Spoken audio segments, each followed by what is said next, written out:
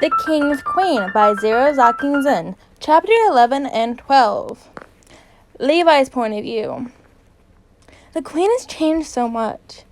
I never thought this day would happen, but I'm happy where things are going for the royal family. It's very suspicious, though. The Queen's changed so quickly.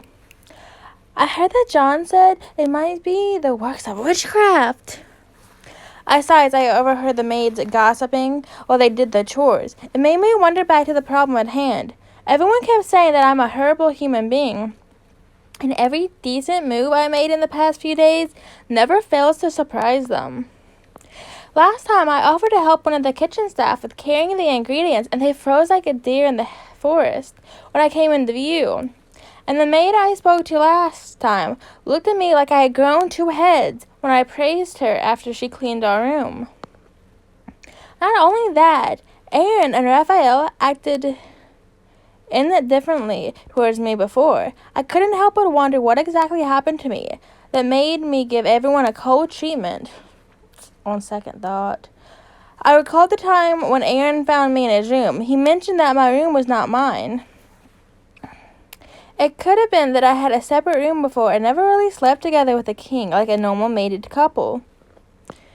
Maybe, if I could look into the room, I think I'll be able to discover what happened to me before I was taken by my relatives. I muttered under my breath as I walked down the hall. No matter how much I wanted to remember them, I couldn't seem to achieve any memory, even just a simple name or just distinct facial features. Hange! I called out as Hange came from the end of the hall. Yes, Your Majesty, she bowed. I was wondering, can you lead me to my room? My room, not the room with Aaron. Of course, I think the servants have finished cleaning it. Good, I sighed, relieved to hear that. Where is it? I searched each drawer and cabinet in the room. I expected something, perhaps more from my room. But what I get was a regular bland room with awful sheets on the bed. What the fuck am I looking for? I stood up and surveyed the room. Nothing. Just a regular room. Nothing unusual. No clues that could help me achieve my lost memory either. Mother? A small voice came from the door. Come in, baby. I sat on the bed and decided to take a rest from my fruitless searches. Levi peeked into the room before coming in and closing the door behind him. His mismatched-colored eyes widened as he looked around the room. Is this yours, Mother? Yes, it is. Oh! The little one said in awe as his eyes landed on the tea box that was sitting on the top of my dresser. I smiled, watching him take the stool away from the table and witnessing his struggles to climb it, but he managed to get the box. What a pretty box. It's a tea box. It's sealed enough to keep the tea fresh, I explained. I love tea. Can I open it? Sure, baby. I didn't even scold Raphael as he sat on the floor trying to figure out how to open the box. That'll keep him entertained for a while I get some shut-eye. I let myself fall back on the bed, wishing for a nap. Then I heard a click, followed by a disappointed, There's no tea, Mother, Raphael said. I hummed. But there are letters. They have heart seals on them. What? My eyes snapped open. They all smell like roses. I propped myself up on my elbow and saw Raphael sniffing a peach-colored letter. This is it. Let me see them. I joined my son on the floor, examining the letters. They all had heart seals on them, but they were all opened, but were kept neatly in their envelopes. I looked at my son and caught him trying to read the words in the envelope. Baby. I get his attention. I took the letter from him. Can you please tell Hange to prepare us some tea and cake? Mother's a little hungry. Yes! Cake! I giggled as I watched him run out of the room with the door closing behind him. I went over to all the letters. There were so many. But it said nothing but poems. Some had questions asking about my well-being or my health. There were no names mentioned, but I knew from the handwriting that all belonged to the same persons. Hours passed with the tea and cake on my side. I was reading the last letter when I was able to get the whole picture. I quickly skimmed the rest. My brow furrowed at every cheesy line until each letter, and I reached a conclusion. I had a lover! I almost shouted at Hange, which I almost regret.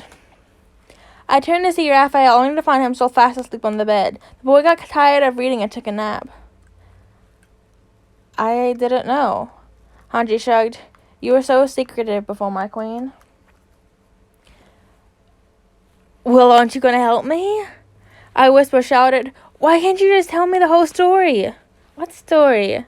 I'm not dumb, Hange. Everyone, even my son and Aaron, was so surprised by my actions. I was able to put the puzzle pieces together, but I'm not such a good person when I was queen. But why? I almost begged her. What exactly happened to me? Hange stared at me surprised before looking away with a crestfallen expression. Levi, forgive me. I admit I kinda twisted a few things when you lost your memory. Why? I knew it. She made me believe that all she said was true. But why did she do it? Because Raphael needed a mother. The king needs his Omega to support him. I just wanted to make things right. Hange defended. The queen is turning into a heartless person at this point. That he let Raphael do the things his father did to him. And Raphael, during those times, I could tell and feel his loneliness. Hange's voice cracked with sorrow. I'm really a horrible person. I looked back at my son. I could feel a pain stabbing my chest at the thought of him alone in his own. Well, kind of. Hange, the truth. All right, you're worse than the evil queens in the storybooks. That bad? I cringed. Yeah. Hange nodded meekly. And you and Owen were able to stand that? Well, yeah. Hange gave me a sad smile. What happened to me? Well, we don't know as well. When you got married to His Highness and crowned as a king, you were very distant and cold. I recall that the king was trying to warm you up, but to no avail. I blinked and think for a moment. Perhaps I had to dig deeper with my relatives. Well, you better help me with these. I took the tea box from my side and opened it to show the contents to Hange. Do you have any idea about this? Oh. Hange took one letter and examined it, then a smile appeared to her lips. She took more letters and compared both. When she deemed that all the letters came from the same person, she spoke. All right, I think I know who your lover is. Who is it? There's no name on any of these. Well, Levi, it is none other than His Highness. What? Yes, this is His Highness Aaron's handwriting. And well, the heart seals and the rose-scented letters already gave it away, actually. So, I started the box of letters. Aaron and I have been exchanging letters. Yep, and oh! Hange's eyes widened behind her glasses when she saw something in one of the letters. What is it? These letters are dated way before you guys got married. It seems that the king was courting you then, Hange exclaimed. But did I return his letters? Well, according to the numbers of the letter the king sent you, maybe you do. You think Aaron still has them? I asked. Who knew? Maybe I said something in those letters that could help me with my memory loss, and also identify my relatives. I think it's in his study. He might have kept them there. I stood up and tucked my son into bed. We have to find those letters. I replaced a kiss on Raphael's forehead before leaving the room with Hange in tow. Levi, just what exactly are we aiming for this sort? Hange asked as she kept looking out for Aaron in the hallways. I want to know what happened to me, Hange. I want to understand why I acted like a total bitch turd to everyone. I know that there's more to it. I just knew it in my gut. I explained, opening every storage and door in Aaron's office. Alright, but I think we should hurry a little bit. They're almost done in the court, Hange reminded me. I know, just a few more drawers. I opened the drawers instantly and saw a stack of letters tied in a bundle with a rubber band. I reached for it and saw my name in the middle. Found it! Let's go.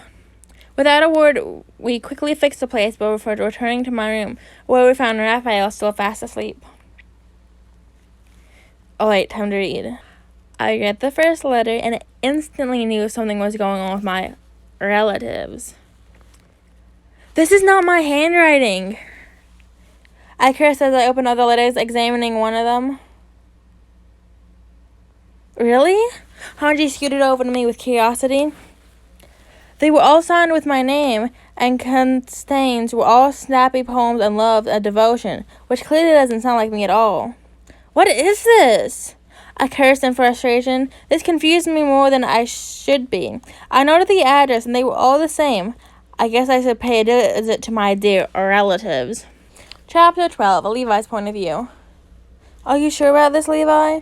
Hange whispered to me. Yes. I pulled my cape over my shoulders and secured the knot. What about Raphael? What happens if he's looking for you? I paused, realizing that my sudden disappearance will affect my child. Fuck. I'm still adjusting to the fact that I'm no longer a bachelor, and that only worries about my own skin. Shit. My family. What about King Aaron? Fuck. I cursed, but then realized that Aaron could help me out. Wait, I think Aaron could help. We were sending each other's letters. Maybe he had some information with this. I took off the cape and went out of the room to find him. I think Aaron already raised suspicion on me, but I can tell he set it aside since he was busy. Wait, hold on a minute, Levi, Hange said as she tried to catch up with me. Well, you see, the king won't be happy to find out the whole truth of sorts. It's all right, Hange. I'll cover you up. What did you mean? What you did meant no harm, I reassured. But I still want my head still attached to my neck, you see? Hange cringed, wrapping her hands protectively around her neck. Well, lying to the king and to the queen, I emphasized, is enough to get you hanged. But I know that you really meant well. Thank you, Levi. Well, that's what friends are for, right? Yeah, we're friends, and I'm sorry for lying to you. Hange stopped in her tracks and looked down at her feet. I just wanted to make things right. I stopped walking and looked back at her. Yes, she made me believe things, but somehow it turned out so well. I was able to build a bond with my son and my alpha. I was able to find myself, my true self. What you did is understandable. I approached her and patted her back. I'll explain it to Aaron. Explain what? We both snapped our heads toward the source of the voice. Aaron stood a few feet ahead of us, with all the royal servants that aided him during his court sessions in tow. The servants behind him bowed at my presence, but none of them laid an eye on me. I could still feel the uneasiness in each of them. Damn, it must have been horrible to these people. Aaron, great timing. Levi, he approached me with a smile. I need to talk to you. I looked back at the servants behind him, alone.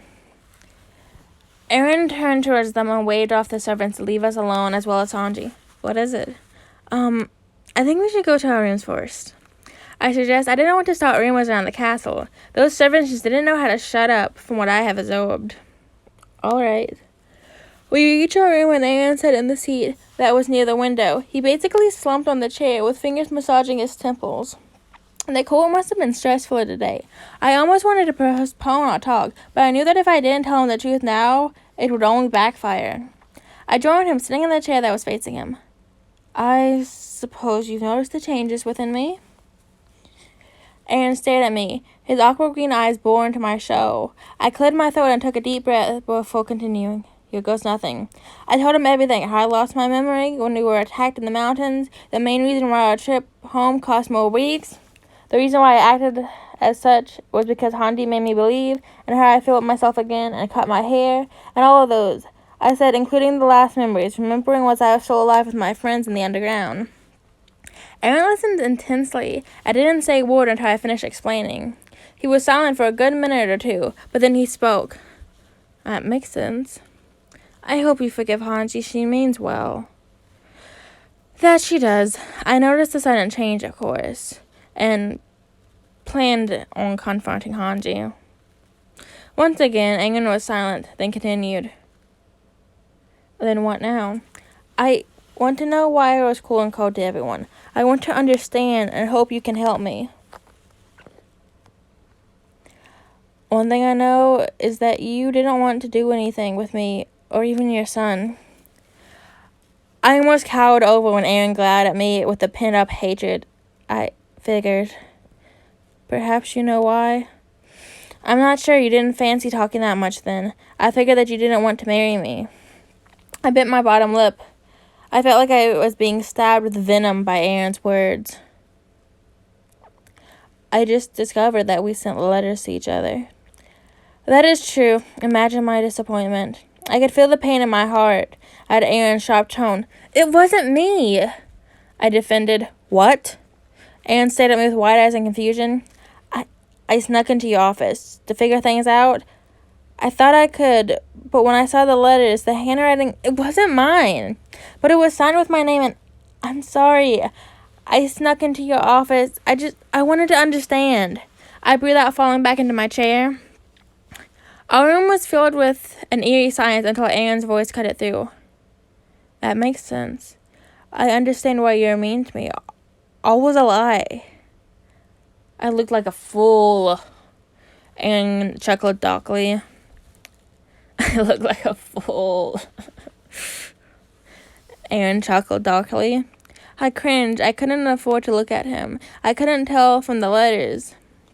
I could tell from the letters that Aaron was madly in love and offered endless promises. I understand his anger and disappointment when the person he loved through letters didn't return his love. It's horrible.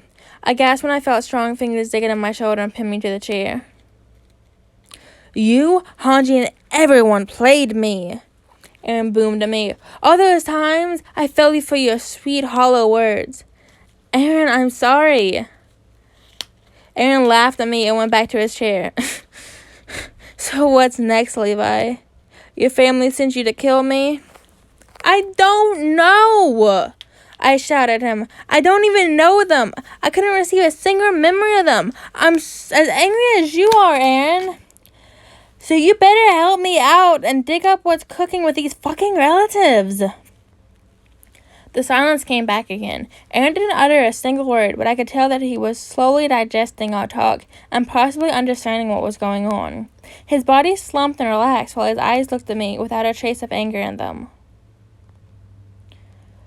Going directly to your relatives is a hassle, and the easiest way is to make them come here. I'll send them an invitation for an emergency visit.